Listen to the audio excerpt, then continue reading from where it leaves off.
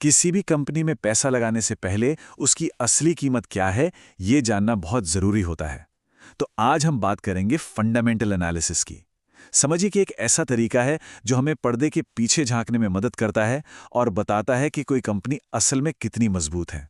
तो सवाल यही उठता है, किसी भी कंपनी की सही वैल्यू आखिर है क्या? क्या ये बस वो कीमत है जो स्टॉक मार्केट में दिख रही है, या फिर कहानी इससे कहीं ज्यादा गहरी है? चलिए आज इसी पहेली को सुलझाने की कोशिश करते हैं। देखिए, इस पूरे एनालिसिस को आसानी से समझने के लिए हमने इसे 3 स्तंभों के एक सीधे सरल फ्रेमवर्क में बांट दिया है। पहले हम जानेंगे कि ये फंडामेंटल एनालिसिस होता क्या है। फिर हम इसके 3 सबसे जरूरी हिस्सों को एक एक करके समझेंगे: नंबर्स, बिजनेस की क्वालिटी और भविष्य का नजरिया। तो तैयार हैं? चलिए शुरू करते हैं। तो सबसे पहले आइए इस कॉन्सेप्ट की जड़ को पकड़ते हैं।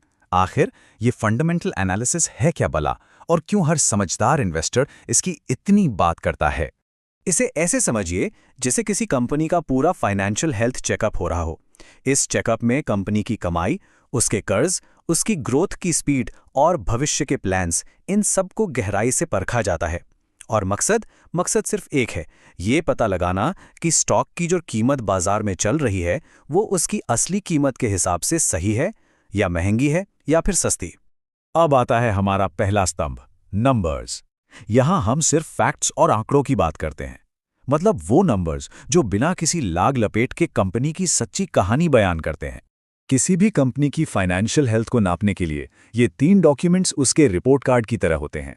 इनकम स्टेटमेंट से पता चलता है कि कंपनी ने कितना प्रॉफिट या लॉस कमाया। बैलेंस शीट एक स्नैपशॉट की तरह बताती है कि उसके पास क्या क्या है और उस पर क्या क्या देनदारियां हैं।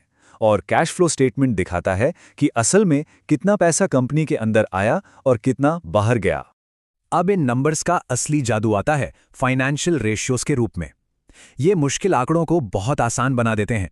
जैसे पीई रेशियो बताता है कि स्टॉक अपनी कमाई के मुकाबले महंगा है या सस्ता। ईपीएस दिखाता है कि हर एक शेयर पर कंपनी कितनी कमाई कर रही है।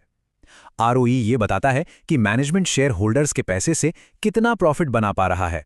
और डेब्ट टू इक्विटी रेशियो से कंपनी पर कर्ज का बोझ पता चलता है। चलिए अब नंबर्स की दुनिया से थोड़ा आगे बढ़ते हैं और चलते हैं हमारे दूसरे स्तंभ की ओर। ये है बिजनेस की क्वालिटी। यहां हम उन चीजों पर फोकस करते हैं जो बैलेंस शीट में साफ साफ नहीं दिखती, लेकिन किसी भी कंपनी की लॉन्ग टर्म सफलता के लिए बेहद जरूरी है। यही तो है आंकड़ों के पीछे की असली कहानी। कोई भी बिजनेस बिना ग्रोथ के टिक नहीं सकता। तो सवाल ये है कि क्या कंपनी की सेल्स और प्रॉफिट लगातार बढ़ रहे हैं? क्या वो अपने कॉम्पिटिटर्स से मार्केट शेयर छीन रही है? और सबसे जरूरी, आने वाले कल के लिए उसके प्लान्स क्या हैं? इन्हीं सवालों में ग्रोथ का राज छिपा है। एक बात हमेशा याद रखनी चाहिए, एक कंपनी उतनी ही अच्छी होती है जितने अच्छे लोग उसे चला रहे होते हैं। इसलिए मैनेजमेंट की क्वालिटी परखना बहुत जरूरी है। क्या लीडरशिप टीम अनुभवी है? मार्केट में उनकी साख कैसी है? क्या उनके पिछले फैसले सही साबित हुए हैं? क्योंकि एक मजबूत मैनेजमेंट ही एक अच्छी कंपनी को एक महान कंपनी बनाता है। और अब बात करते हैं उस चीज की जो एक कंपनी को भीड़ में सबसे अलग खड़ा करती है। इसे कहते हैं कॉम्पिटिटिव एज या प्रतिस्पर्धात्मक बढ़त। क्या कंपनी के पास कोई मजबूत ब्रांड है जिसे कोई कॉपी नहीं कर सकता, या कोई अनोखी टेक्नोलॉजी, या फिर ऐसे लॉयल कस्टमर्स जो उसे कभी छोड़कर नहीं जाते? यही वो खाई है जो कंपनी को उसके कॉम्पिटिटर्स से हमेशा बचा कर रखती है। और अब हम आ गए हैं अपने आखिरी और तीसरे स्तंभ पर, भविष्य का नजरिया। इसमें हम उन फैक्टर्स को देखते हैं जो सीधे सीधे कंपनी के फ्यूचर और उसके इन्वेस्टर्स पर असर डालते हैं। ये समझिए कि किसी दूरबीन से भविष्य में झांकने जैसा है। कुछ कंपनियां अपने मुनाफे का एक हिस्सा शेयर होल्डर्स में बांटती हैं, जिसे हम डिविडेंड कहते हैं। अगर कोई कंपनी लगातार डिविडेंड दे रही है तो इसका मतलब अक्सर ये होता है कि कंपनी स्थिर है और अच्छा कैश कमा रही है, जो कई इन्वेस्टर्स के लिए एक बहुत पॉजिटिव साइन होता है।